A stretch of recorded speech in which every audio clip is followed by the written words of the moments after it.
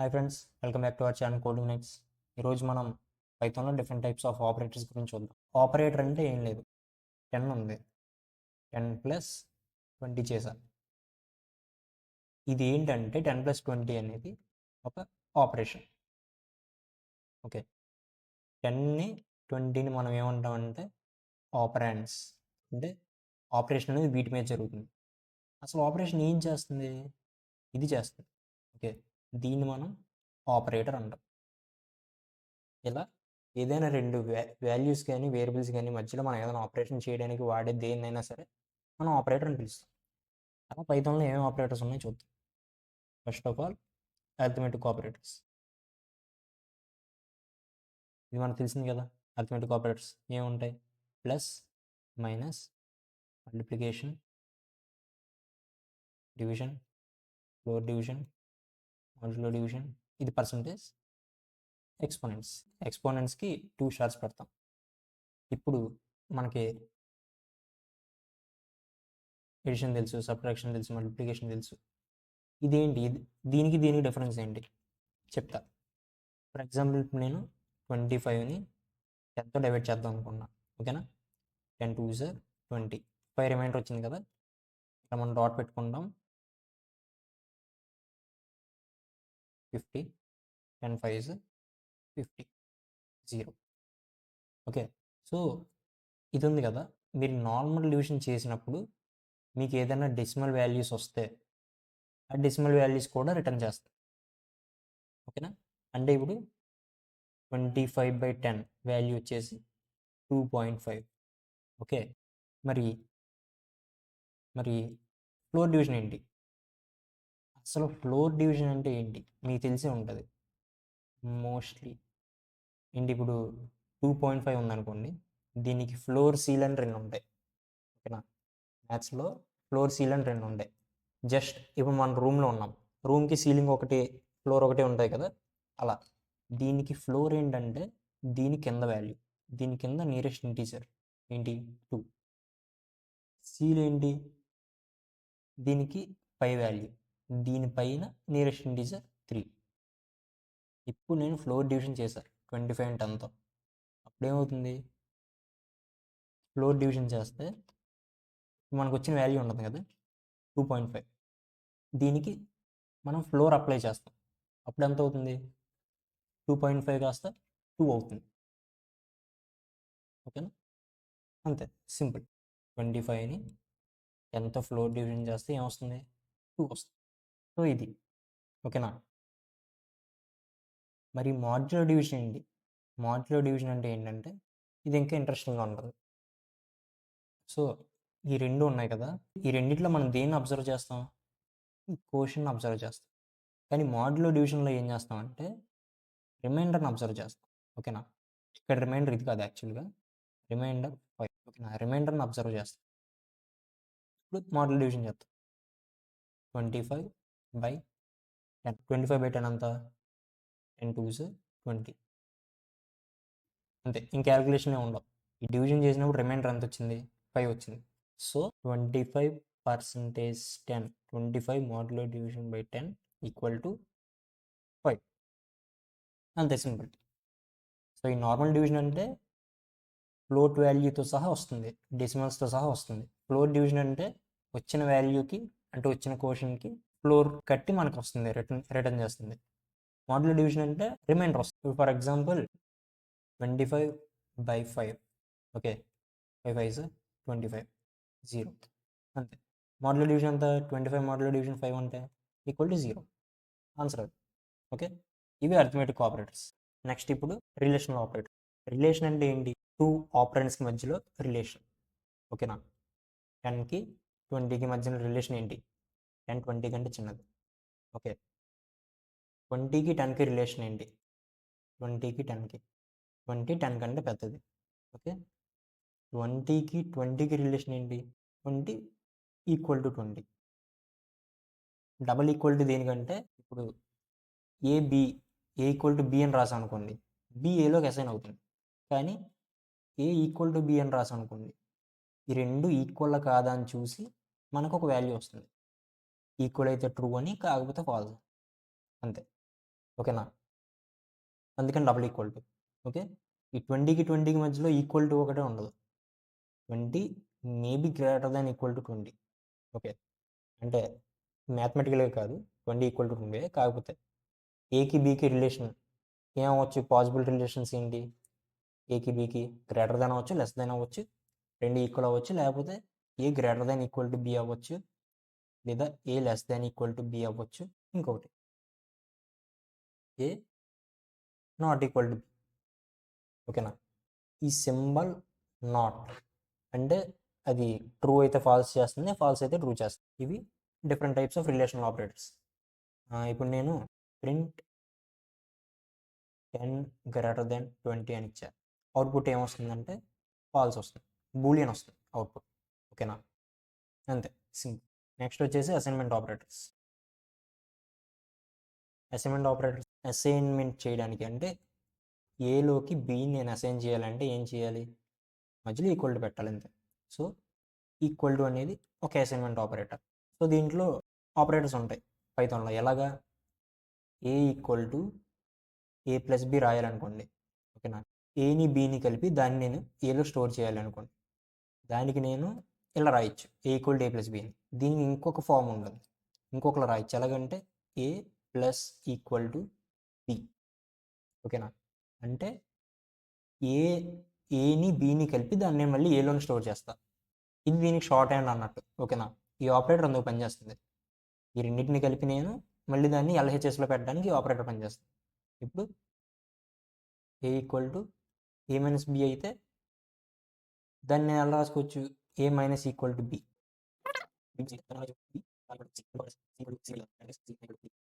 C roll division equal D, modular division అయితే C modular division equal to D. అంతే, simple. Exponents కూడా exponent అంటే ఏం లేదు, power. C equal to C power D అయితే ఇలా రాయొచ్చు మనం. అంతే, సింపుల్. వీటన్నిటిని మనం పైథాన్ చేసేటప్పుడు, ప్రోగ్రామింగ్ చేసేటప్పుడు యూస్ చేయొచ్చు. నెక్స్ట్ వచ్చేసి bit wise operators. Bit wise operators అంటే ఏంటంటే ఇవన్నీ కూడా మనకి బైనరీలో వర్క్ అవుతాయి, అంటే బిట్స్ మీద వర్క్ అవుతాయి. ఫర్ ఎగ్జాంపుల్ 1 ఉంది, 1 బైనరీ వాల్యూ ఎంత? 1. 4 డిజిట్స్ తీసుకుందాం. 0001. 8కి ఎంత? 1000. అంతే కదా? ఇప్పుడు నేను ఈ రెండిటికి బిట్ వైజ్ ఆపరేటర్స్ ఏమేంటంటే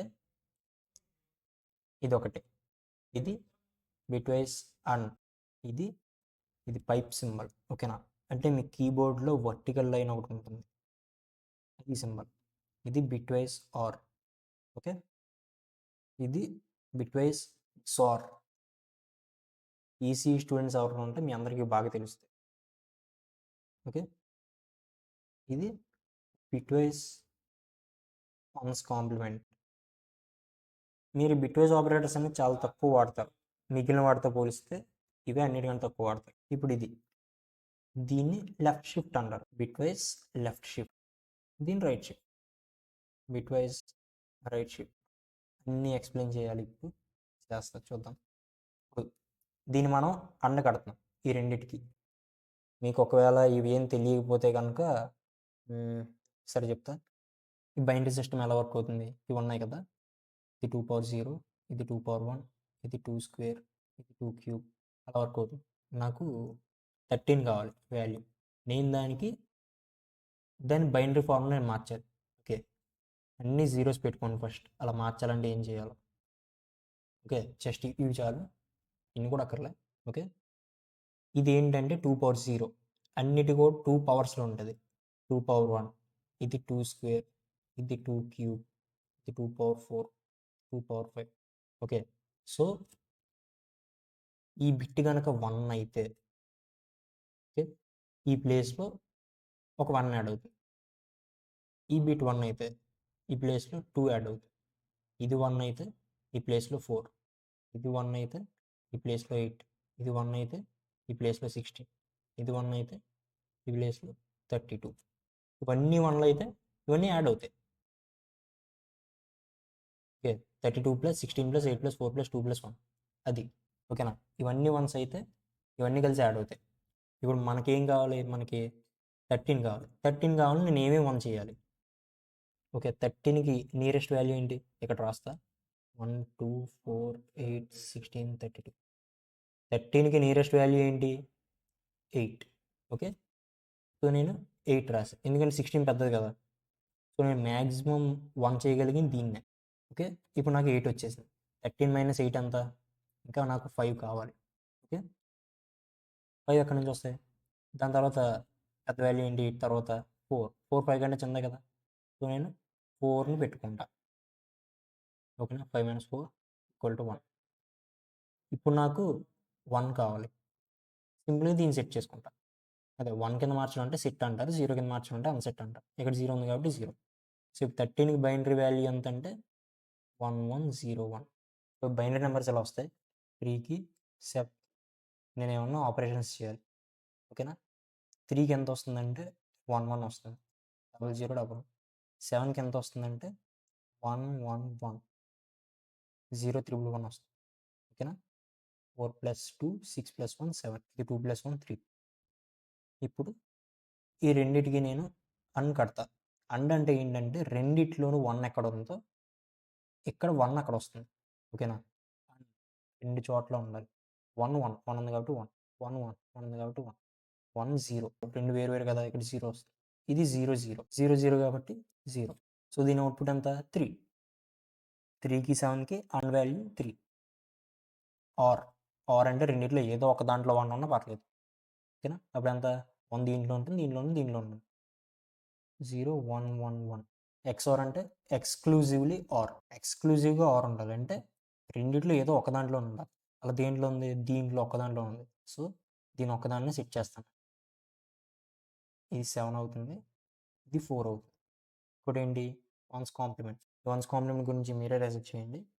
ఎందుకంటే అది కొంచెం పెద్ద process. Ones complement find out చేయడం అనేది. మనం జస్ట్ నేను పైథాన్‌లో యూజ్ చేస్తాం అంతే. నెక్స్ట్ వచ్చేసి left shift, right shift. Left shift అంటే ఏం లేదు. ఇప్పుడున్న బిట్స్ ఉన్నాయి కదా! ఈ బిట్స్ అన్నిటిని నేను లెఫ్ట్‌కి షిఫ్ట్ చేస్తా. ఎన్ని సార్లు షిఫ్ట్ చేస్తాను అనేది చూద్దాం. Left shift. లెఫ్ట్ షిఫ్ట్ అంటే ఏం లేదు. ఇప్పుడు నా దగ్గర బిట్స్ ఉన్నాయనుకోండి. ఓకే. నా దగ్గర ఇప్పుడు 1 0. ఓకే. 0 0 1 0 అని ఒక బైనరీ నెంబర్ ఉంది. దీన్ని నేను ఏలో స్టోర్ చేసుకున్నాను. ఓకే. దీన్ని నేను లెఫ్ట్ షిఫ్ట్ 2 చేశాననుకోండి. అంటే ఏ లెఫ్ట్ షిఫ్ట్ 2 అని చెప్పాననుకోండి.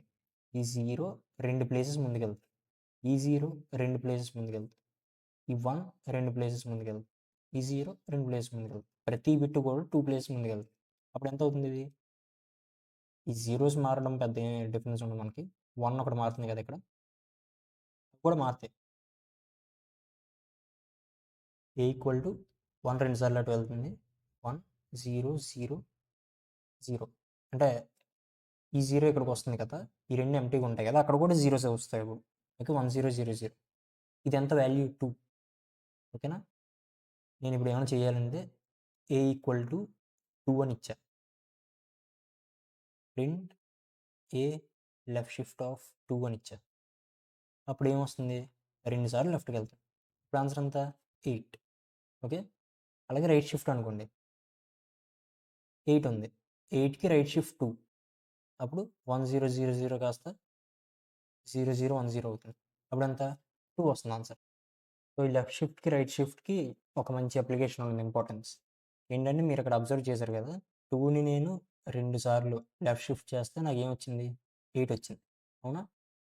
సేమ్ 8ని 2 సార్లు రైట్ షిఫ్ట్ చేస్తే ఏమొచ్చింది? 2 వచ్చింది. ఇక్కడ ఏం జరుగుతుందంటే మీరు ఏ నంబర్‌నైనా ఎన్ని సార్లయితే షిఫ్ట్ చేస్తారో ఓకేనా? ఎన్ని సార్లయితే షిఫ్ట్ చేస్తారో ఆ నంబర్ దీంతో 2 టైమ్స్ ఎక్స్‌పోనెన్షియల్‌గా మల్టిప్లై అవుతుంది. అంటే ఇది ఎలా ఉంటుందంటే x ఇంటూ 2 పవర్ y. ఓకేనా? మీకిది అర్థం కాకపోతే వదిలేయండి పర్లేదు. స్కిప్ చేసేయండి. అంటే ఇప్పుడు నేనిక్కడ 4 రాసా. 4 లెఫ్ట్ షిఫ్ట్ 2 అన్నానంటే ఏమొస్తుందంటే 4 ఇంటూ 2 స్క్వేర్. ఎంత? 2 స్క్వేర్ ఎంత? 4. 4 ఫోర్స్ ఆర్ 16. ఒక్కసారి ట్రై చేద్దాం. అవుతుందో లేదో. 4ని నేను లెఫ్ట్ షిఫ్ట్ 2 సార్లు చేస్తా. ఇప్పుడు 4కి ఎంత బైనరీ వాల్యూ? 1 0 0. ఈ 1 అనేది 2 టైమ్స్ ముందుకెళ్తుంది. ఓకేనా? 1 0 ఈ 0 ఇక్కడికొస్తుంది. ఈ 0 ఇక్కడికొస్తుంది. అప్పుడు ఇదేమవుతుంది? 0 అవుతుంది. ఇది వాల్యూ ఎంత? 1 2 4 8 16 ఇది ఒకటి సెట్ అయింది కాబట్టి ఆన్సర్ 16.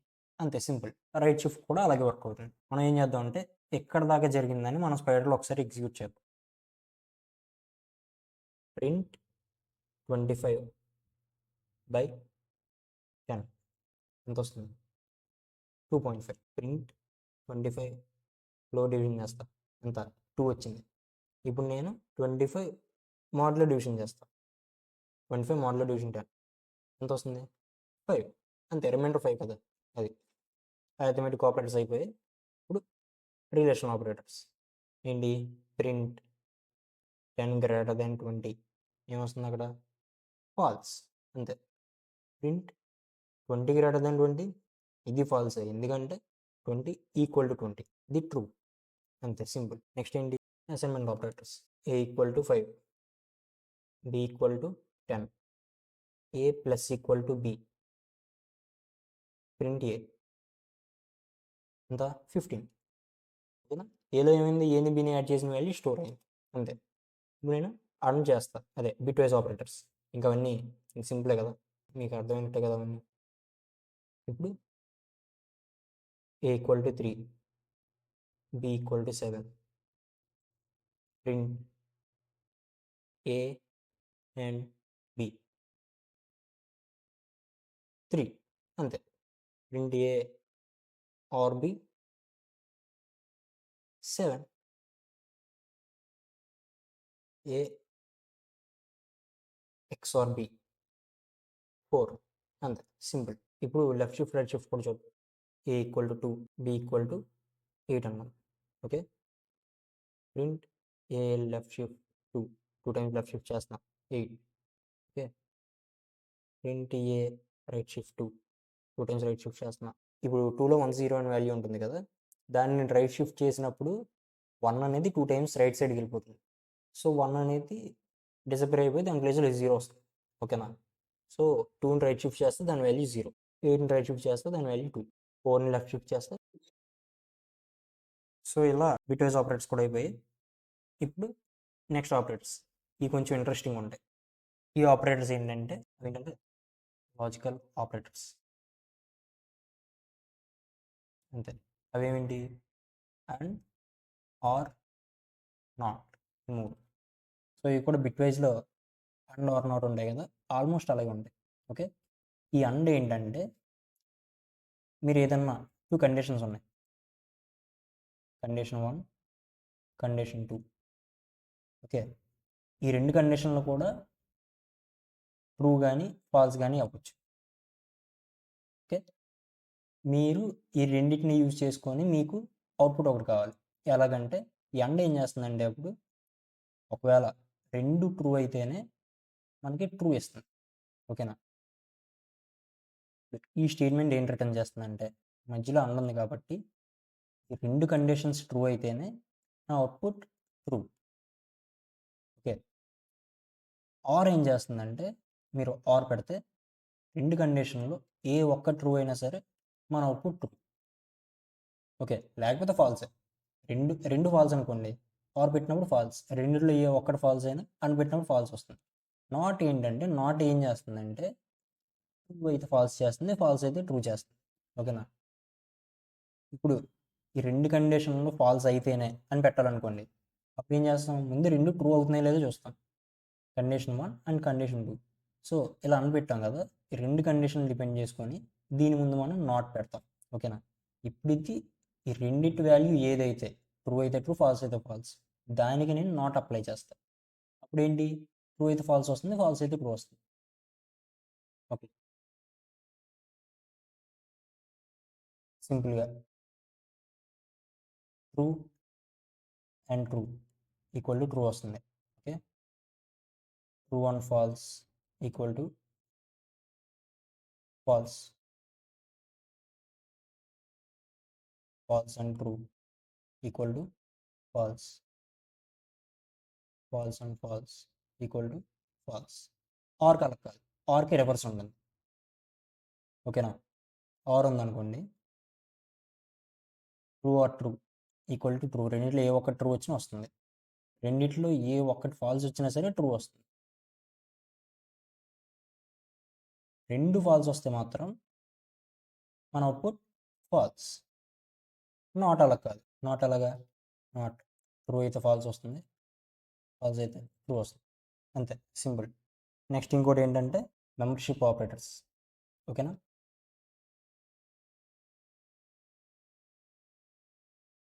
వీటి గురించి మనం డీటెయిల్గా తర్వాత తెలుసుకుందాం. మెంబర్షిప్ ఆపరేటర్స్ ఏంటంటే in, not in. Okay, in అంటే ఏంటంటే ఒక డేటా సెట్ ఉంటుంది, లిస్ట్ ఆర్ టపుల్ డిక్షనరీ ఏదో ఒకటి, ఒక డేటా సెట్ ఉంటుంది. మీరు ఇచ్చిన వాల్యూ ఆ డేటా సెట్లో ఉందా లేదా, ఉంటే ట్రూ వస్తుంది, లేకపోతే ఫాల్స్ వస్తుంది. నాట్ ఇన్, నాట్ ఇన్ అంటే దానిలో లేకపోతే ట్రూ వస్తుంది, ఉంటే ఫాల్స్ వస్తుంది. అంతే, సింపుల్ మెంబర్షిప్ ఆపరేటర్స్. ఇవి మనం ప్రోగ్రామ్స్ చేసేటప్పుడు తెలుసుకుందాం. ఇంకోటి ఏంటంటే ఐడెంటిటీ ఆపరేటర్స్. ఐడెంటిటీ ఆపరేటర్స్ అంటే రెండు ఉంటాయి. ఐడెంటిటీ ఆపరేటర్స్ కూడా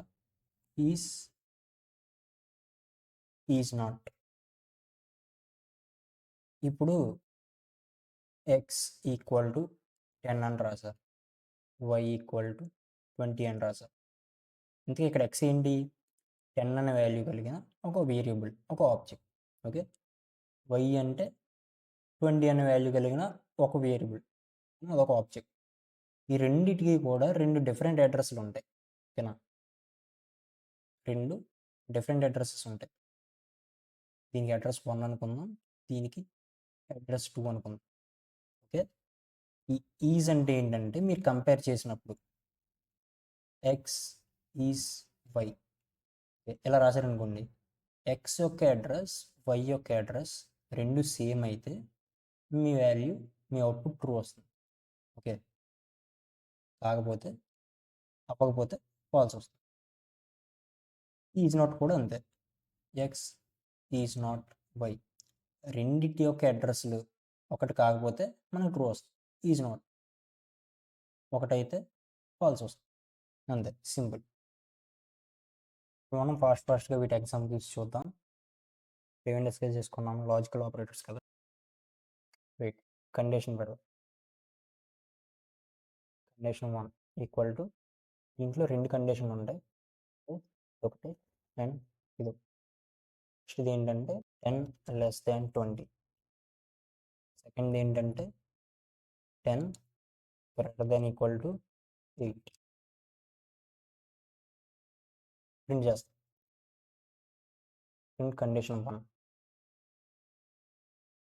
అవుట్పుట్ చూస్తే ట్రూ, ఎందుకంటే 10 లెస్ దాన్ 20 అది ట్రూవే, 10 greater than 8, greater than or equal to 8 అది ట్రూవే. రెండు ట్రూ కాబట్టి మనకి ట్రూ అవుట్పుట్ కింద వచ్చింది. ఓకే, ఆర్ పెట్టాం అనుకోండి, ఆర్ పెట్టిన ట్రూ వస్తుంది. నాట్కి ఎలాగా, 10 గ్రేటర్ దాన్ ఈక్వల్ టు 8 అది ట్రూ కదా, దీని ముందునే నాట్ పెడతాం, ఏమవుతుంది ఫాల్స్. ఎందుకంటే అది ట్రూకి మీరు ఆపోజిట్ కడుతున్నారు, ట్రూకి నాట్ కడుతున్నారు, ఫాల్స్ వస్తుంది. ఇంకోటి మెంబర్షిప్ ఆపరేటర్స్. ఒక లిస్ట్ తీసుకున్నాం, 1, 2, 3 లిస్ట్ గురించి వీటన్ని తర్వాత చెప్తాను నేను. ఇప్పుడు ప్రింట్ 2 ఇన్ 10. ఓకే, ట్రూ ఎందుకంటే 2 దాంట్లో ఉంది అందుకని. ఓకేనా? వీటి గురించి తర్వాత డిస్కస్ చేసుకుందాం. Membership operators 20 not in L, true ఎందుకంటే 20 లేదు కదా. ఇంకోటి ఏంటి, next x equal to 10, why equal to 20, print x is y. దీని ముందు ఐడి ఆఫ్ ఎక్స్ అని రాసాం అనుకోండి, ఏమవుతుందంటే ఎక్స్ యొక్క అడ్రస్ వస్తుంది. ప్రింట్ ఐడి ఆఫ్ వై అని రాస్తే వై యొక్క అడ్రస్ వస్తుంది. ఇప్పుడు ఏంటి, ఎక్స్లో 10 అనే వాల్యూ ఉంది, వైలో 20 అనే వాల్యూ ఉంది, రెండు వేరు అడ్రస్లో స్టోర్ అయ్యి ఉండే. ఓకే, ఇప్పుడు నేను print x is y false, రెండింటి ఐడి తేడా ఉంచుకోండి, ఒకటి 608 ఉంది, ఒకటి 928 ఉంది. అలా ఇంకొకటి పైథాన్లో రెఫరెన్సింగ్ అని చెప్పి ఒకటి ఉంటుంది. వై ఈక్వల్ టు ఎక్స్ అని రాసాను కదా, ఇప్పుడు X equal to 10, why equal to X. ఎక్స్లో 10 ఉంటుంది, వై ఈక్వల్ టు ఎక్స్ అంటే వైలో ఎక్స్ వాల్యూ ఉండదు, వై అనేది ఎక్స్కి రెఫరెన్స్ లాగా ఉంటుంది. ఓకేనా? సో ఇప్పుడు ఎక్స్కి ఒకే అడ్రస్ ఉంటుంది, మీరు వై దగ్గరికి వెళ్ళినా సరే వై కూడా ఎక్స్ అడ్రస్ దగ్గరికి వెళ్తుంది. ఓకే, ఇప్పుడు నేను ప్రింట్ చేస్తాను. చూడండి, 608, 608, 608, 608 ట్రూ. అంతే, సింపుల్. ఈ రిఫరెన్సింగ్ అనేది పైథాన్లో చాలా చోట్ల వాడతాం, మనం ఫంక్షన్స్లో కూడా వాడతాం. అంతే, ఆపరేటర్స్ అయిపోయాయి ఇక్కడతో.